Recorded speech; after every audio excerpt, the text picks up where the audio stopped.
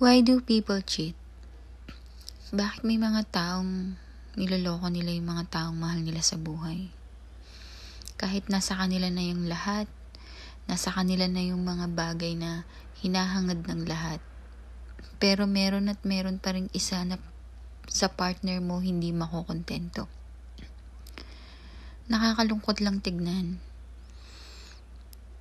na naabot nyo na yung lahat ng bagay na pinangarap nyo.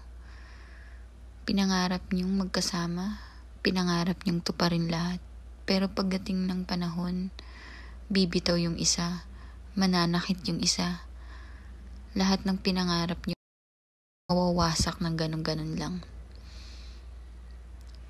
Bilang taong tumitingin sa mga ganitong pangyayari, ng mga sikat na personalidad, ng mga idol na hinahangaan mo, ang sakit lang sa pakiramdam bilang babae, bilang tao na humahanga sa mga nararating ng mga iniidolo mo.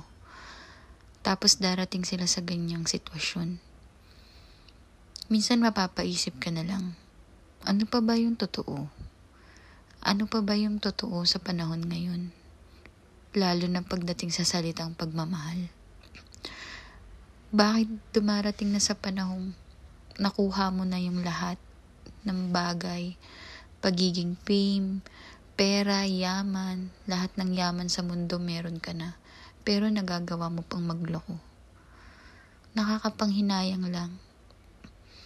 Minsan, sa mga taong hindi naman nila maabot yung kasikatan na gusto nila, hihilingin nila na sana maging ganyan din ako, maging ganyan din ako, maging ganyan din ako ka-successful. Pero kung titignan mo, no, yung mga sobrang successful, na halos nasa kanila na yung lahat, hindi naman sila masaya. Umaabot pa sila sa puntong maghihiwalay sila, nang dahil lang sa babae, nang dahil lang sa mga bagay-bagay na hindi nila mapagkasunduan.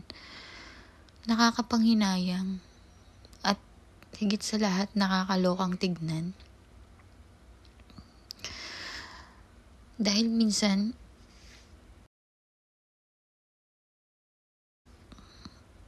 may isip mo na lang sa sarili mo, unfair ba ang mundo?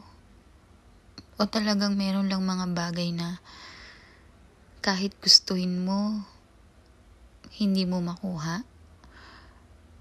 Or eto yung tamang